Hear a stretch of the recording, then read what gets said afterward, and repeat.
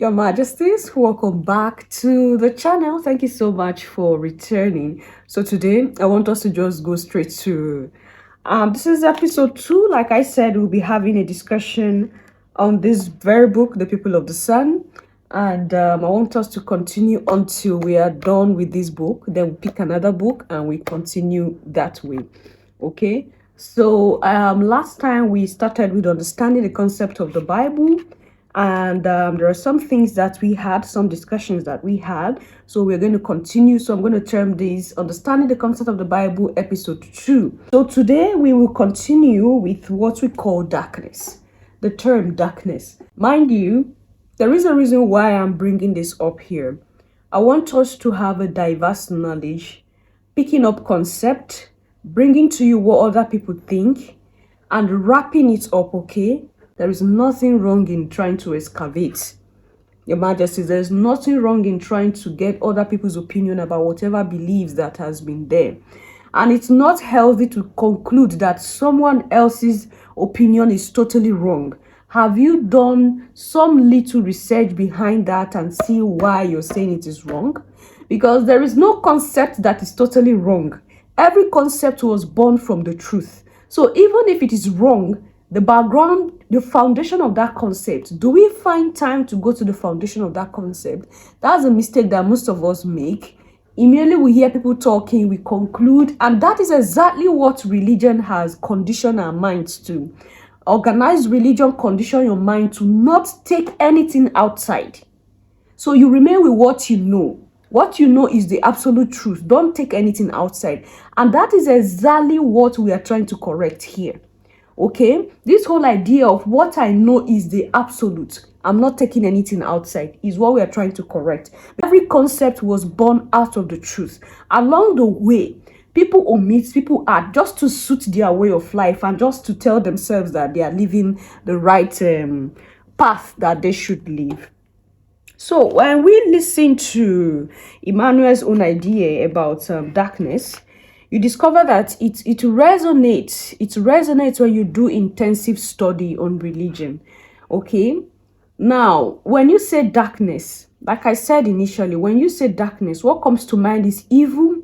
What comes to mind is demonic. What comes to mind is a void of divinity. You know, that's what comes to mind when you talk about darkness. Okay? Is that the real thing about darkness? Because before this world was made, it was in a state. And what was that state that the world was in? When you listen to the Bible, when you read the Christian Bible, the creation story of the Christian Bible, it tells you that the earth was empty. Okay? The earth was void. Okay? It was only the spirit that was hovering above the waters. And it was from that state that the creator said, let there be light. So prior to light, something was existing. And what was that thing that was existing? It was darkness.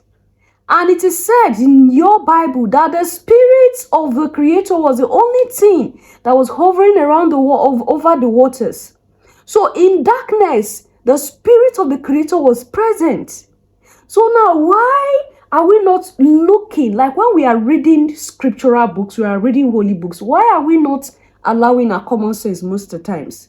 The term darkness is not what we have been told it is, as according to Emmanuel. He believed the same. Okay? The Greek and the Roman translators who invented the unified Bible did a great job to hide the true science of creation, which is the dark universe.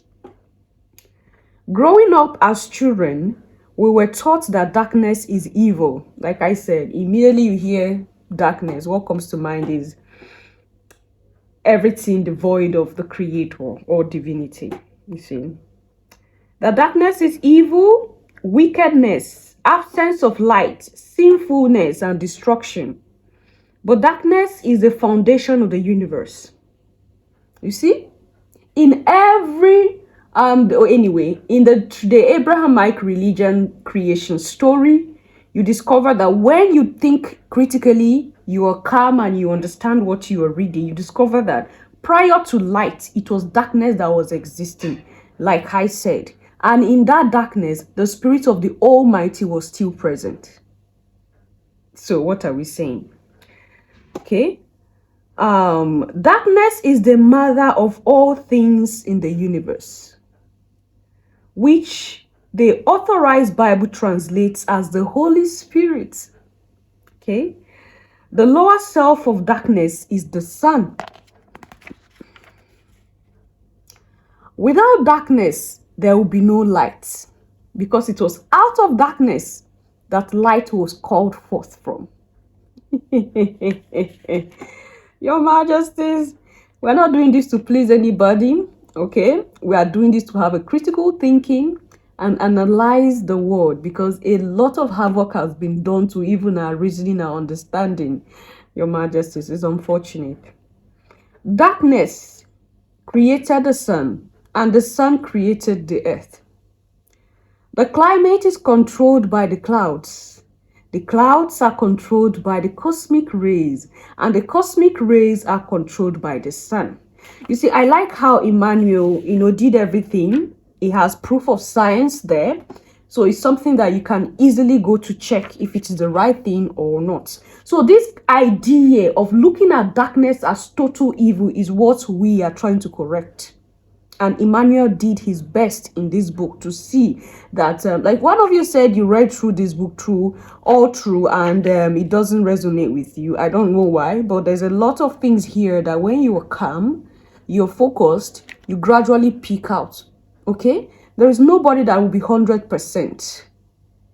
Like I said, every ideas was birthed from the original. So there'll be iotas of the original in there, even if you do not, like I do not 100%, I do not 100% accept everything that Emmanuel said here. But that doesn't mean that we cannot see reasons to the effort that Emmanuel is putting in to help the melanated people regain their power in this physical plane. Okay. The climate is controlled by the clouds are controlled by the cosmic rays, and the cosmic rays are controlled by the sun. Darkness is a condensed light, and she is the higher self of the sun, and the sun's lower self is the earthlings, the human. So when we said we are the people of the sun, or the accounts of Ghana are the people of the sun, now it's like a general term. Okay, a general term. It's not just the Ghanaians alone. This is something that resonates with the melanated around the world. Why do you think that the sun does not destroy your skin? Have you ever thought of this? There was a video I did about soaking in the sun. To the others who are not your species, your type, the sun destroys their skin. To them, the sun is a cancer. But to you, the melanated man or womb man, the sun is a food to your body. You glow in the sun. You glitter in the sun. There was a video in the other channel where a white lady was explaining how the grandmother was, in awe. Like she marveled. Like she herself marveled when she see a black lady out of her window under the sun. She was just glowing under the sun. The sun should not destroy your skin. So this whole idea of going under the sun, you use sunscreen. Sunscreen is not for melanated people. I've been saying it time and time again. We are destroying our skin with products that were not created, having us in mind. And that's why I see many a times we go under the sun. Oh, the sun is scorching. It's hot. It's destroying my skin. Why is the sun destroying your skin? If you're a melanated man or woman and the sun destroys your skin, you should ask yourself, what have you done to your skin? That is to say, you've destroyed your skin. Look at the plants, the trees. They always await the rising of the sun, and they soak in the sun. They grow in the sun. Their food, everything is from the sun. Because they have the sun. Because they are on earth. Okay? The originals of the earth should not be scared of the sun, except you are from some other thing. It's not ready to the season, Your Majesty. So there's a lot of things here. Emmanuel said that when you calm down with your knowledge of your diverse knowledge of other discovery or other books you've read, you understand exactly where Emmanuel is coming from. Okay? And He went further to say that astronomically, it is called the Milky Way or stardust, and scientifically, it is called electromagnetic light spectrum. That's why I said Emmanuel backed his findings with science and things that you can easily do your research about. Okay, nobody is 100% right here, but we're trying to arrive at something. So we are all connected to each other in the universe atomically. Darkness is light. She shines at night and during the day, and her lower self shines as the sun. At night, when darkness shines, she reproduces herself on the surface of the waters of the seas. The waters become dark as the skies, and during the day, her lower self, sun, or the blue skies, overshadows the waters, and the waters become blue. Wow. Your blackness is a magnetic energy that started war in heaven because Yahweh decided to create her prototype in the material world. This triggered Lucifer, the servant of Yahweh, to start a war in heaven because blackness is the true image of Mother Akan. In antiquity, the creatress was pictured as a black female of the skies as seen below. Okay, now page 18 went further to say that the carbon skin is the exact representation of the Mother Akan. Our color is nothing but a condensed photon, which makes our body an electromagnetic container and a conductor of electricity. Why are they after your melanin? A lot of us do not think about it. Why are they after melanin? And do you know the worth of melanin? Go and do your research about it. I have videos about melanin on my other channel. The darker your skin, the more it can store the carbon energy of the universe. And the whiter your skin, the lesser it can store carbon. White skin literally rejects or reflects the carbon energy. The human body, including the hair and the skin, is an antenna that interacts with frequencies from the moon, the sun, by receiving and transmitting divine information. Our DNA is a receiver and transmitter of divine intelligence. Melanated kings and queens, your majesties. I call you your majesties. I call you kings and queens. And some people will be like, why are you calling us majesties? There is a whole lot of reasons. If you want me to begin to give you reasons, we won't end this video today, your majesties. We don't know our worth, but they know our worth. And it is quite unfortunate. Therefore, our bodies can produce physical light. Hence, Matthew chapter 5 verse 13 to 16 says, "Ye are the salt of the earth. But if the salt has lost its savour, wherewith shall it be salted? It is therefore good for nothing but to be cast out and be trodden on the foot of men. Ye are the light of the world. A city that is set on a hill cannot be hidden, neither do men light a candle and put it under a bushel, but on a candlestick, nor it giveth light into all that is in the house. Let your light so shine before men that they may see your good works and glorify your Father in heaven." Okay? Salt or sodium chloride is a good conductor of electricity because the salt molecules are made of sodium ions and chlorine ions. An ion is an atom that has an electrical charge because it has neither gained or lost an electron.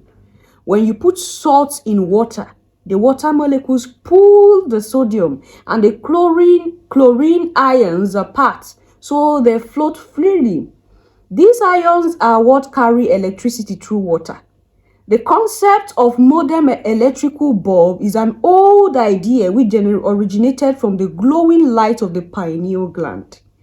In antiquity, they were also using electricity and perhaps wireless electricity. That's why I told you that that was one of the main aims of the pyramids.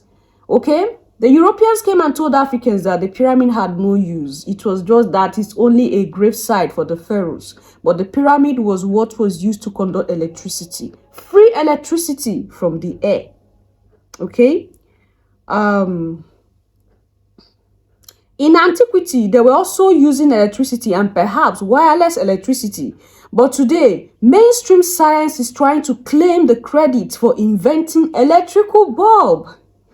Your Majesties, this astronomical knowledge was invented by the Akans, the melanated people, the African people, or the ancient Egea, Fire Empire Egyptians. Okay? That we, the melanated, kings and queens, your majesties. So electrical bulb was there before Thomas Edison and co. discovered it. Okay? So there is a depiction of the electrical bulb invented by the ancient Egyptians, Ghanaians, Africans, Alkebolans, melanated brothers and sisters, kings and queens, your majesties. So we'll stop here today, and in the next episode we'll talk about man the truing being. Man the truing being. I don't know why some of you said you read this book and there was nothing tangible in this book. I don't know why. But we'll keep excavating, we'll keep helping each other. Like I said, there is no absolute truth out there. Because everything has been corrupted. Yeah, that's the word I've been looking for from the beginning. Everything has been corrupted. But we will try our best to fix some things together and get in knowledge. Do not easily condemn people, because that is a consciousness that organized religion has put in our heads. They tell you don't accept anything outside. The one you have is the only one. No. Everybody, the divine can use anything to send message. And at this time, the age of knowing, a lot of information are coming. Okay? That doesn't mean everybody have the true information 100%. But there should be something that you can pick and add to that knowledge that you have. And it will definitely resonate if you give it time to do. I'm going to see you in my next one. One of you said I should post the initial video on the main channel, which I'm going to do. I'll post that there as well, so that we can have some good discussion on interaction. And don't mind some people who they will come here and be saying Jesus, Jesus. You know, a lot of us are still under that consciousness, and it's understandable, your majesties. Love yourself, love others, stay safe, stay positive.